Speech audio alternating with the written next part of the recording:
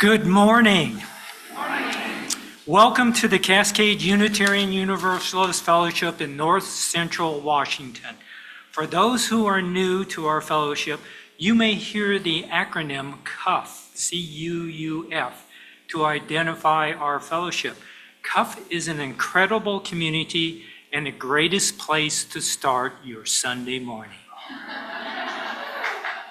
Thank you for being part of this vibrant community. Visitors, friends, family, we welcome every person of goodwill, whoever you are, whatever body you inhabit, to whomever you love, whatever your age, we are elated that you are here this morning for our service.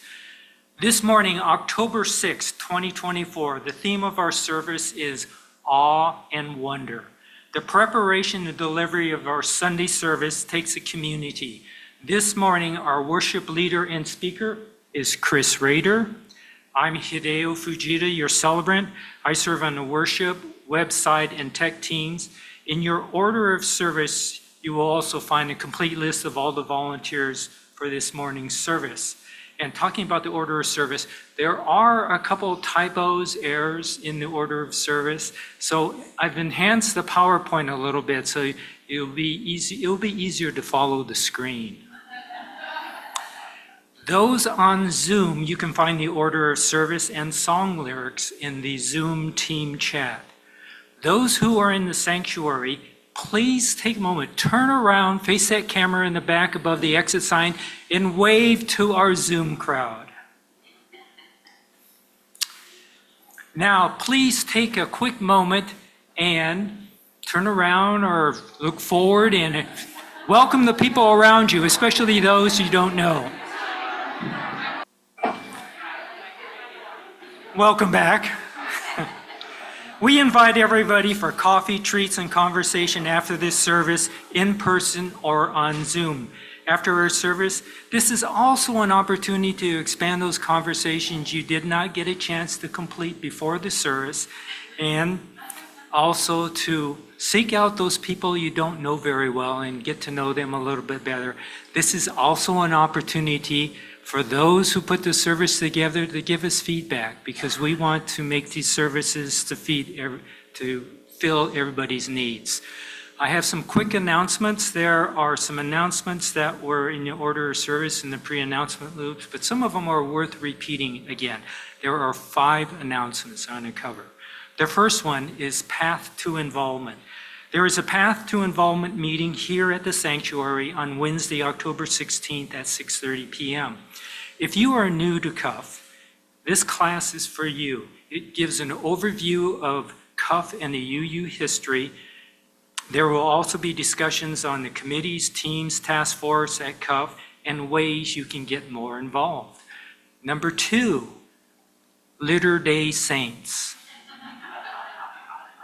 Our Litter Day Saints. This is a call for all Litter Day Saints. CUF's Adopt a Highway cleanup is Saturday, October 19th at 10 a.m. Leroy Farmer, is Leroy here today? Okay, he's not here today, is the contact person, so please let Leroy know if you want to spend a few hours and you're available and willing to help to be in service to our community. The third announcement is an update on the service of installation. Due to numerous conflicts, the October 20th service of installation for Reverend Thomas Perchlik has been postponed to a date to be announced in the future. Number 4, we have a special live concert that's going to be here. This will be by Spencer LaJoy with special guest Carson Lee. It will be hosted here by CUF October 24th at 6:30 p.m. and it's suggested a $15 donation, $10 for students, and you pay at the door. And number 5 is coming right up to the front and center of the room for an announcement about a very special event that's coming. So come on up. Come on down. There's no place like CUUF. There's no place like CUUF. There's no place like CUUF. It's the land of Oz, especially during the auction. Get it? Auction? You'll be saying, ah. I know, there's lots of things to bid on. Cute things that will make you say, Ah. yummy treats that will make you say, Ah. exciting things that will make you say, Ah. vacations that will make you say, Ah. there'll be things to do with friends that we can bid on, like dinners, activities, classes. And services like an hour of gardening, a ski lesson, or pet sitting. There'll also be some fabulous, unique items and art to bid on. And handcrafted and handmade items for $10 or less. The auction kicks off with a party on November 9th. Ah, I can't wait. Arf, arf, arf. What's that? Oh, it's Toto. Arf, arf. What's that, Toto? Oh, Toto says, remember, the auction can't happen without your donations. See a member of the fundraising committee right after the service to make a donation or get ideas for donations. They will also answer any questions you have. See you during the coffee hour.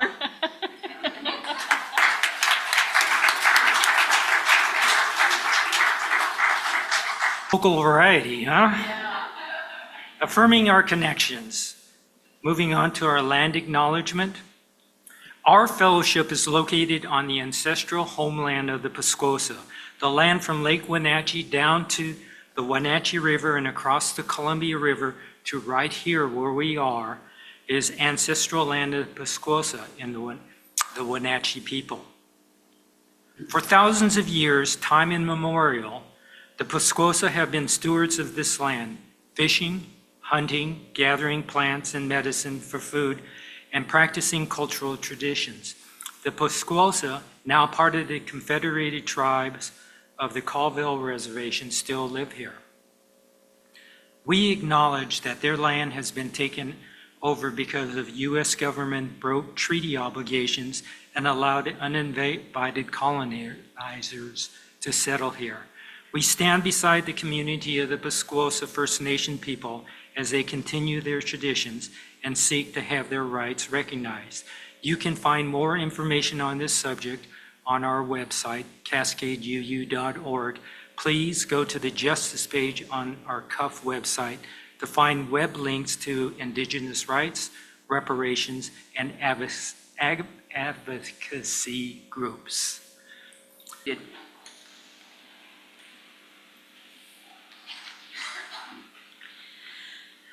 Our opening words are from two brilliant men who are still alive today. The first, Dr. Keltner, a psychiatrist from the University of California. Awe is the feeling of being in the presence of something vast that transcends your current understanding of the world. And from New York Times columnist David Brooks, awe motivates us to feel small in the presence of grandeur and to be good to others.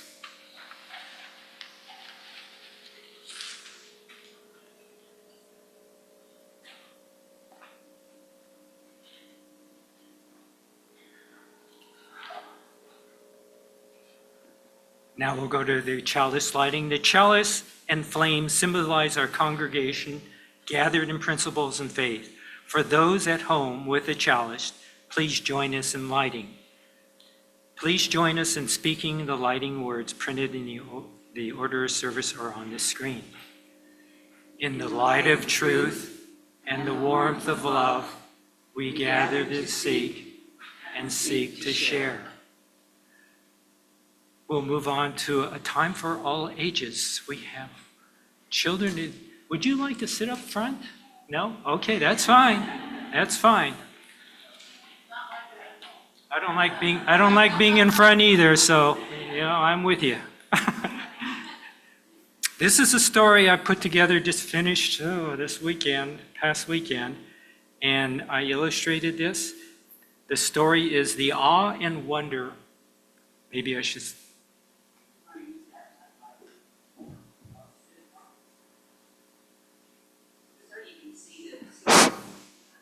Actually, I'll sit facing the screen.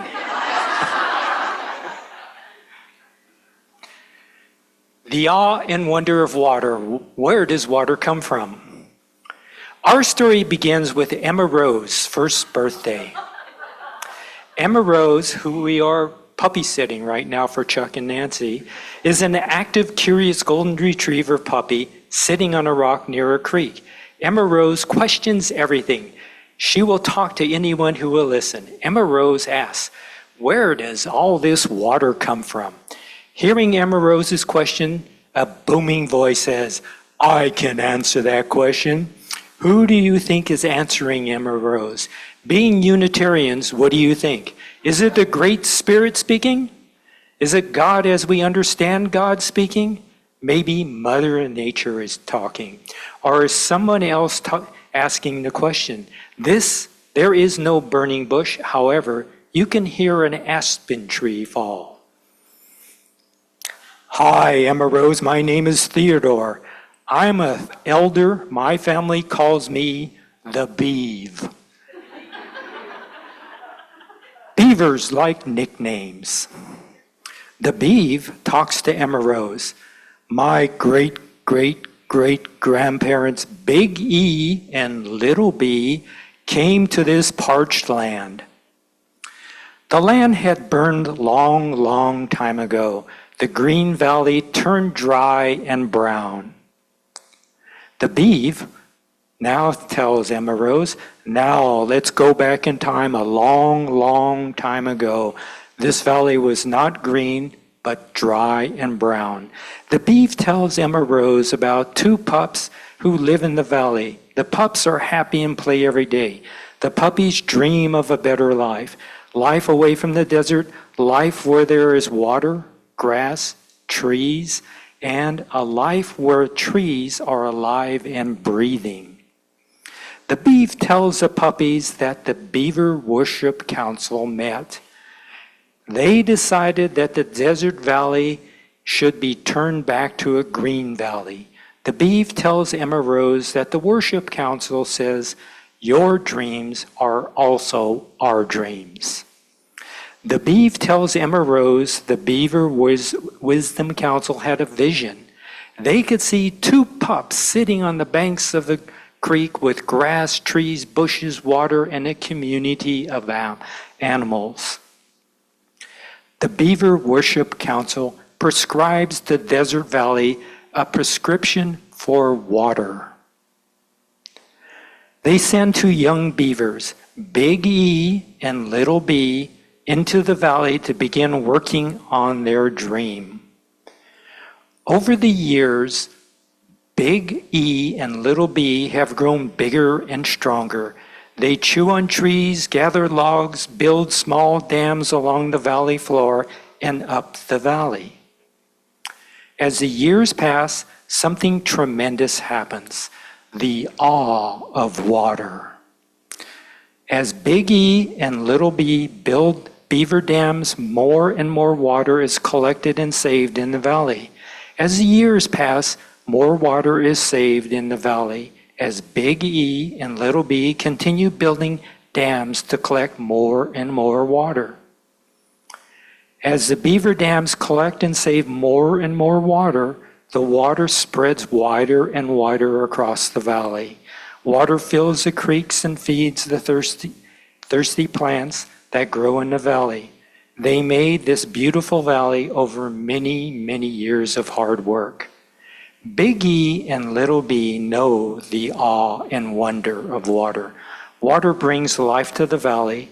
Water feeds the streams where fish come, birds play, and even families come to watch otters and beaver play in the water. The great-great-great-grandchildren of Big E and Little B sit here and now live in the valley. They carry on the legacy of the great-great-great-grandparents and use their nicknames. Being Gen Z beavers, they choose to use full nicknames instead of just the first letters of their great-great-great-grandparents' nicknames: Eager and Busy. Eager beaver and busy beaver enjoy seeing how this beautiful valley invites everyone to the valley. Water is life. Water is the livelihood of the trees, bushes, grasses, and trees in the entire valley. Big E and little b worked to create this beautiful valley. This beautiful valley is now in the care of eager beaver and busy beaver. Today, Emma Rose is the official valley greeter. She welcomes visitors who visit the valley. Emma Rose tells visitors about this incredible story of Big E and Little B and the awesomeness of water. Visitors leave the valley understanding the awe and wonder of water and understand where water comes from. The end.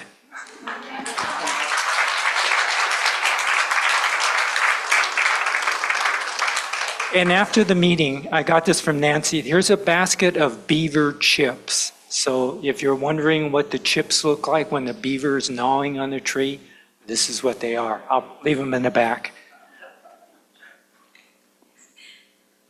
Thank you, Hideo. Aren't we lucky to have such a talented writer and artist and creator?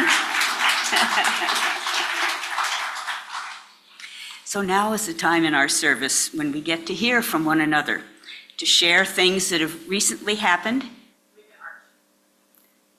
Oh, yeah. Oh, sorry. Okay, let's form, the people on the aisle will please form an arch so that Claudia and the teachers can go through, and we'll sing, "Now go with each other to find meaning in the spirit of love that we share. Now go with each other to find meaning in the spirit of love that we share." So sharing and honoring. It's time that we can share things that have recently happened to us that have meaning for us, to honor life events that impact us in a deep personal way. It's not a time for political statements or advertising, but a time of reverence. Please keep your remarks short. Try to summarize and keep it in 2 or 3 sentences so we can move along. There's more to do today, this morning. You're now welcome to come up, tell us your name, light a candle. Let me bring the candle over here, and light the candle and share your joy, sorrow, sharing, or honoring.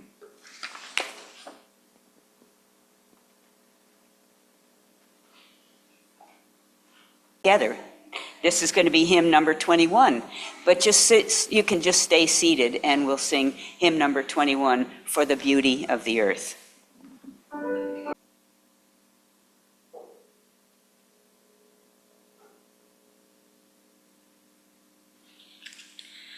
Awe is the feeling of being in the presence of something vast that transcends your current understanding of the world.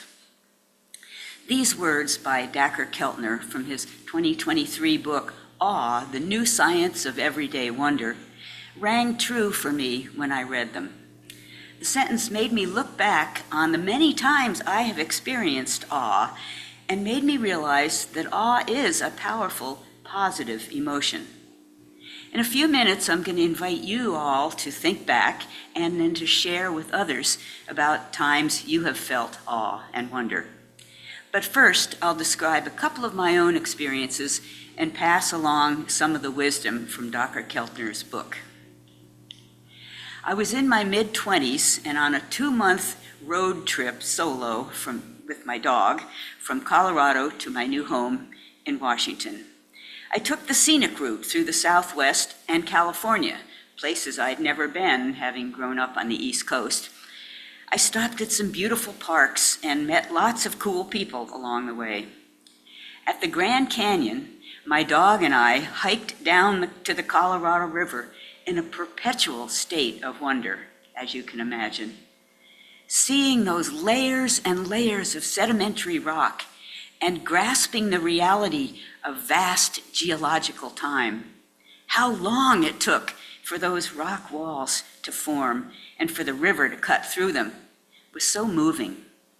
I really felt the presence of God, of a vast creative power. We were alone, but I was well aware of the tens of thousands or millions of people who had had the same feeling of awe when experiencing the Grand Canyon. I camped for a few days at Yosemite and again took some hikes. At one point, I found myself at the top of the world. I think it was the top of El Capitan or some other high point that a trail led me to. I sat and looked over the edge, down into the valley way below, where the big evergreen trees looked like little seedlings. It was an incredible feeling. It even led me to write my first poem, which I won't share with you today. I felt so at one with nature, with the rock cliffs, the trees, the river, the birds, the wind, and I sat there for a long time. Time seemed to stand still. I felt high, like I was on another plane of existence. I felt the presence of God and love and connection with the universe. I knew that moment would remain with me for the rest of my life, and it has. The sense of awe seems to shift us from a focus on self, on our day-to-day activities, to a larger view, a connection with nature, with a higher power, with other people. It's relating to something bigger than we are. It can be manifested in feelings of bliss, of oceanic love, of grace.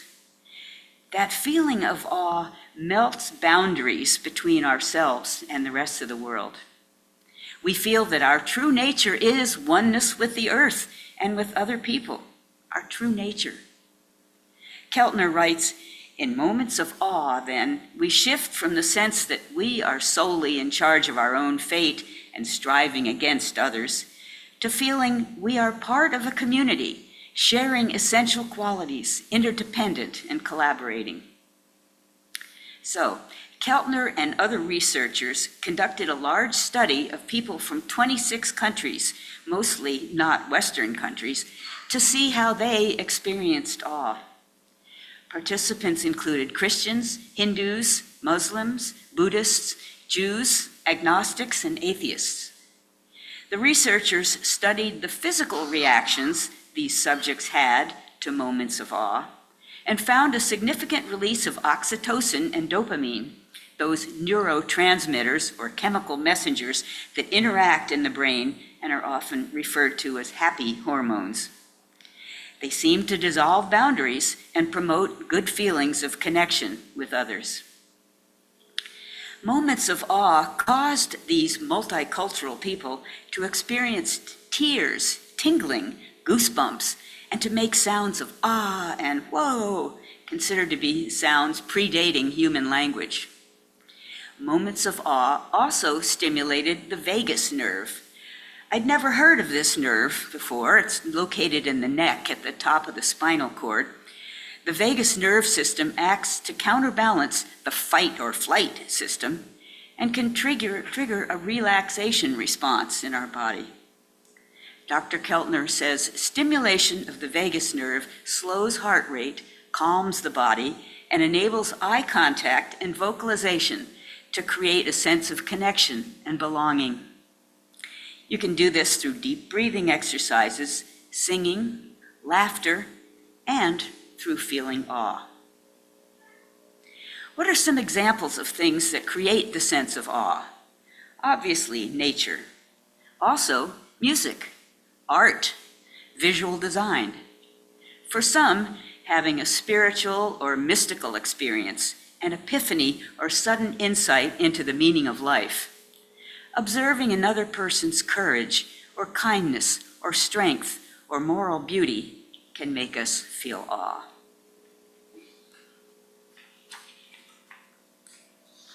We can feel awe at holding a newborn baby or having a near-death experience.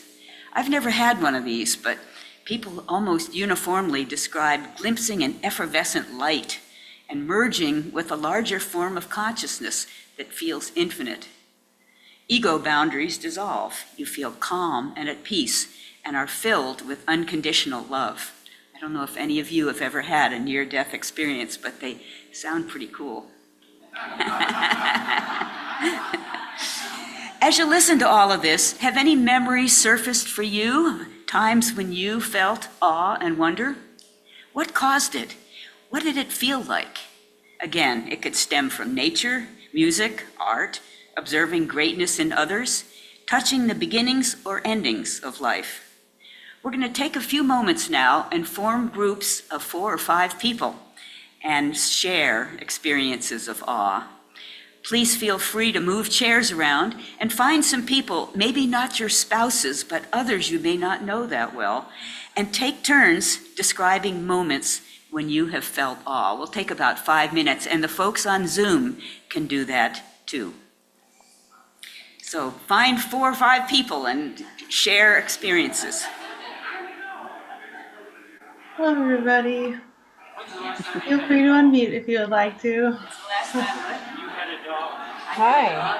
I didn't know we could do this while they were still working. Can these moments be classified, being moved by nature or art, music, children, or what? How did you feel? So please raise your hand if you would like to share somebody's moment of awe or your own. Hideo is going to come around with the microphone and just share briefly if you had a moment that you think we'd enjoy hearing about. Raise your hand and he'll bring the mic to you.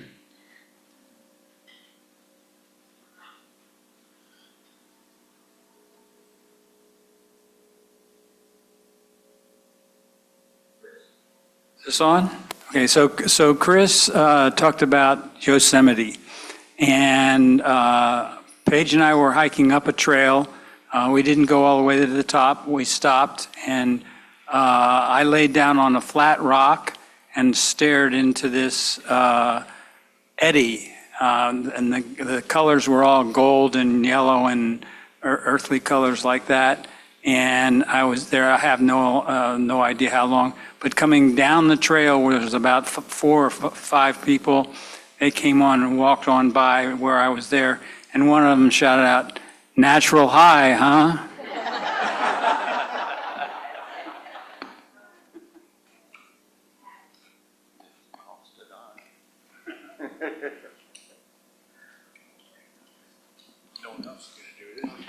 Hi.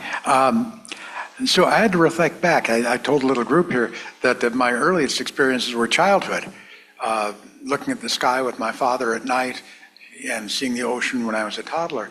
But then reflecting a little bit, I have to have something as an adult. And I realized the birth of my first daughter did that to me. And that really changed my whole life. 'Cause as an adult, you go off in a different direction when you realize, it's not just about you anymore. And then also, the Grand Canyon, which I've returned to several times and rafted it and hiked it, and I can't get enough of it, and it's still awe-inspiring.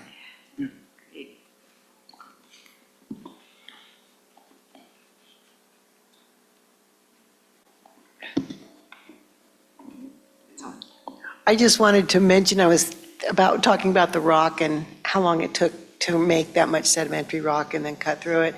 It's just the hills around us. I am awestruck every day just coming in from Kashmir here. Our hills are folded rock. And to think about what did it take to fold rock into those ripples that we're looking at on the mountainsides.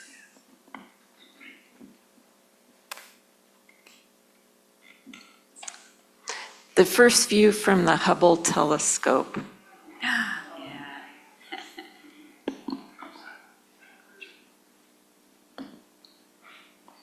Yeah, I just moved here about 5 or 6 months ago, and I am always in a state of awe at how beautiful it is here.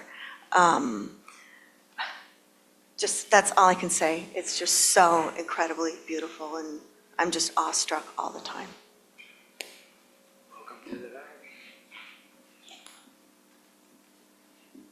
So this is actually from my childhood, and it is going backpacking with my dad, and then it was night, it was probably about 9, it was dark, laying on a big flat rock, looking up at the stars, And of course, it was pitch black. And that's all you see you see so many stars. And then it was also in August, so the Perseids were going through, and just watching them go, it was awesome.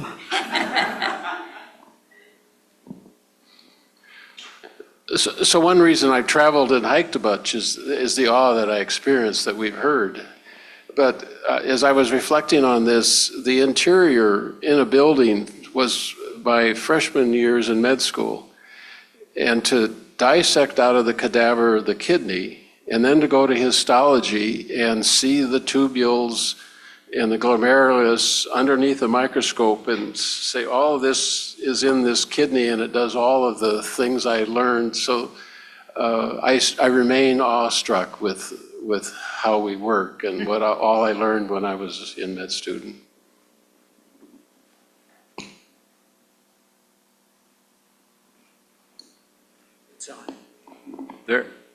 I didn't share this one with the small group, but I was struggling to try and come up with something about interpersonal or people, and the power of music and the ability of musicians to get our asses out of chairs and get them moving. Last night, it was. I have never shaken my booty for so long, and it wasn't the wine, but it was a lot of fun.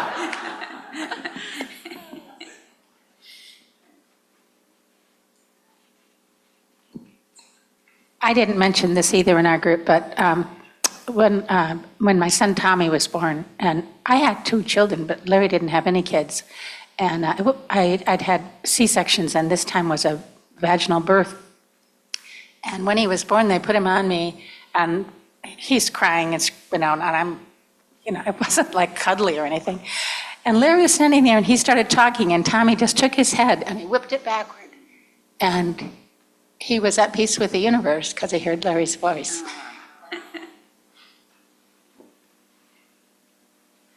Anybody else?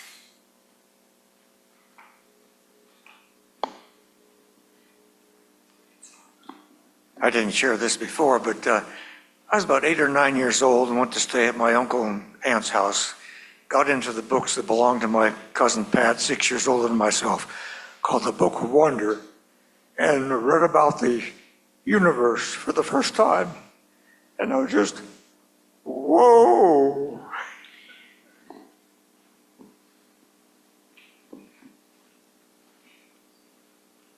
Well, thank you all for sharing. And for those whose moments of awe didn't get expressed, please know that we're happy you had them. And we're all encouraged to seek moments of awe, or at least of simple wonder and appreciation. A few months ago, I led a service here about positive thinking, and I gave the example of 2 mothers at a Little League game. The game was proceeding slowly. One mother was bored and impatient, getting irritated about it all. But the other chose to look at the positive side. She observed the way the boys interacted with each other. She noticed the clothes people were wearing and appreciated some of the colors. She paid attention to the trees in the park and let herself feel the beauty of the surroundings. Sometimes we don't feel awe and wonder, but we can look for it. We can practice feeling it until we do so genuinely. In closing, here's what Dr. Keltner said about the studies that he and his cohorts did. Quote, "Wonder, the mental state of openness, questioning, curiosity, and embracing mystery, arises out of experiences of awe. In our studies, people who had more everyday awe show evidence of living with wonder. They're more open to new ideas, to what is unknown, to what language can't describe, to the absurd, to seeking new knowledge, to experience itself, for example, of sound or color, bodily sensation, or the directions thought might take during dreams or meditation, to the strengths and virtues of other people. It should not surprise us that people who feel even 5 minutes a day of everyday awe are more curious about art, music, poetry, new scientific discoveries, philosophy, and questions about life and death. They feel more comfortable with mysteries, with that which cannot be explained." Unquote. So may your experiences of awe lead you to better understanding, to insight into a meaning greater than ourselves, and to connection with others and the universe. May it be so. Now returning to the world, we will go to the offering. The offering is an ancient element of worship. The act of giving, regardless of the amount, is a spiritual practice that expresses our thankfulness and generosity. We live these values in abundance, joyfully sharing our gifts and strength in service to the greater good is the one way we create the beloved community. We live these values in abundance. We will receive the offering now.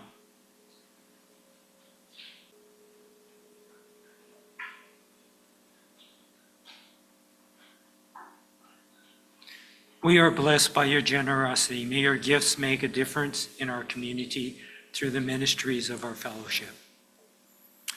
Now we will have our closing congregational song.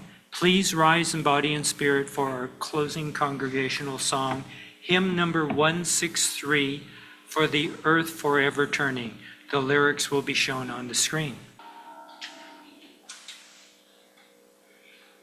May the awe, wonder, and connection we've shared today be a force for good in our community and in the world. For our chalice extinguishing, the words are shown on the screen, I believe. We extinguish this flame, but not the light of truth, the warmth of commitment, and of desire of commitment. These we share in our hearts and embody in our lives until we are together again. In our custom tradition, we meet in a big circle. You can hold hands if you would like to. Sing one last song. And sing our last song, "Carry the Flame of Peace and Love."